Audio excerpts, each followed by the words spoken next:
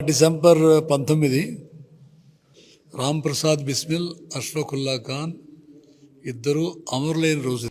సరే, వారితో పాటు మరికొంతమంది కూడా అమరులయ్యారు భారతదేశ స్వాతంత్రం కోసం. అది ఒక డైమెన్షన్. అది హిందూ ముస్లిం యూనిటీ.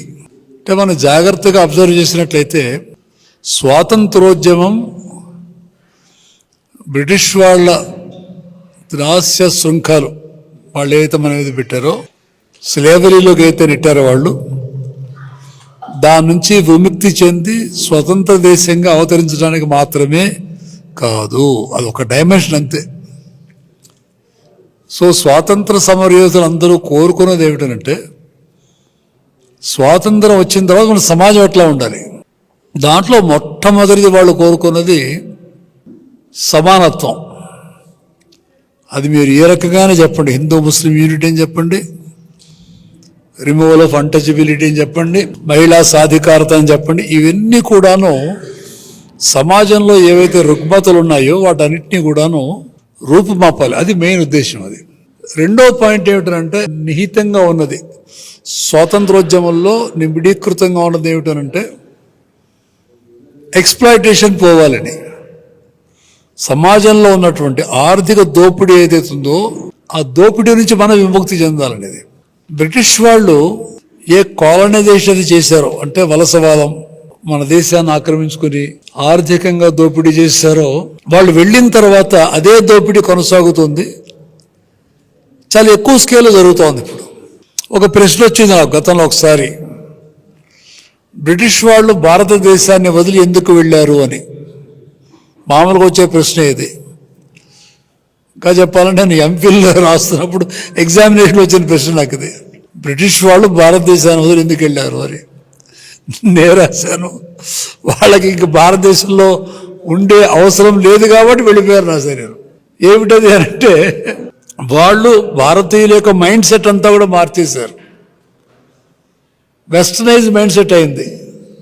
ధరంపాల్ గారు చెప్పారు, చాలా గ్రేట్ హిస్టోరియన్ ఆయన చెప్పారంటే, by the turn off the century, అంటే మన భారతదేశానికి స్వాతంత్రం వచ్చే టైం కల్లా 1,00,000 మంది భారతీయులు వెస్ట్రన్ మైండ్తో ఉన్నారు అని. వాళ్ళు చూడటానికేమో భారతీయులా ఉంటారు వాళ్ళు, కానీ but they're all western in their culture, ఆలోచనలు, వాళ్ళ యొక్క హావభావాలను కూడా అటుంటారు.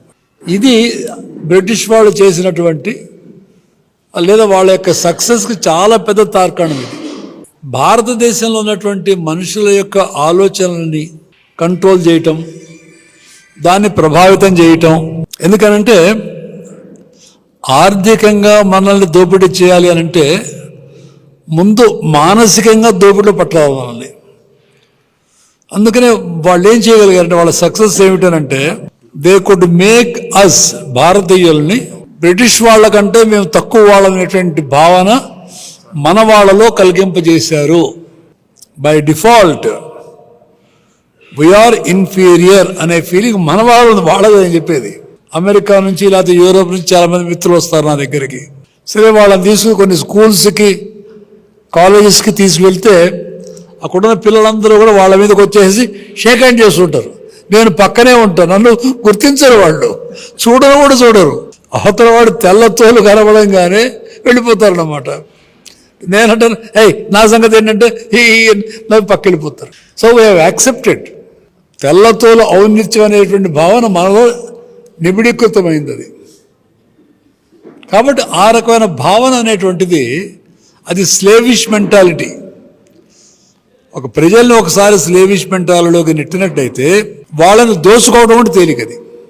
తర్వాత బ్రిటిష్ వాళ్ళు ఏమనిపించారు మనతోటి, మన సిస్టమ్స్ అన్నీ కూడాను they are worse than useless అనేటువంటి ఫీలింగ్ మనలో పట్టుకొచ్చారు. మన వ్యవసాయం కావచ్చును, మన ఎడ్యుకేషన్ కావచ్చును, మన మెడికల్ సిస్టమ్ కావచ్చు, ఇవన్నీ కూడా స్థానిక అవసరాలు తగినటువంటి సిస్టమ్స్ డెవలప్ అయినాయి ఎప్పుడో మనకి. అవన్నీ యూజెస్ అనే భావనలోకి వచ్చేసి ఇవాళ మనం వెస్ట్రన్ మెడిసిన్లోకి వెళ్ళాము, వెస్ట్రన్ ఎడ్యుకేషన్లోకి వెళ్ళాము. వ్యవసాయం అంతా కూడా కెమికల్ బేస్డ్ అగ్రికల్చర్లోకి వెళ్ళిపోయింది. కాబట్టి స్వాతంత్ర సమర యోధులు, అటు గాంధీ గారు కావచ్చు, అష్ఫాకుల్లా ఖాన్, రామ్ ప్రసాద్ బిస్మిల్, చంద్రశేఖర్ ఆజాద్, భగత్ సింగ్, ఈ మహానుభావులందరూ కోరుకుంటూ జాగ్రత్తగా వాళ్ళని చదివినట్లయితే వాళ్ళు స్వాతంత్రం ఒకటే మాట్లాడలేదు, సామాజిక సమానత్వము, ఆర్థిక దోపిడీ నిర్మూలన, తర్వాత పర్యావరణ పరిరక్షణ కూడా. Mahatma Gandhi is one of the greatest proponent of environmental protection. అలాగే ఇంటిగ్రేషన్ గురించి వాళ్ళు మాట్లాడారు. వ్యవసాయంలో కూడాను రసాయనాలు కాకుండా గో ఆధారిత ఖేతి, ఆవుని ఆధారం చేసుకున్నటువంటి వ్యవసాయ విధానాలు. కాబట్టి మనం గమనించాల్సింది ఏమిటంటే స్పిరిట్ ఆఫ్ ఫ్రీడమ్ మూమెంట్, మన భారత స్వాతంత్ర సంగ్రామం యొక్క స్పిరిట్ ఏమిటి?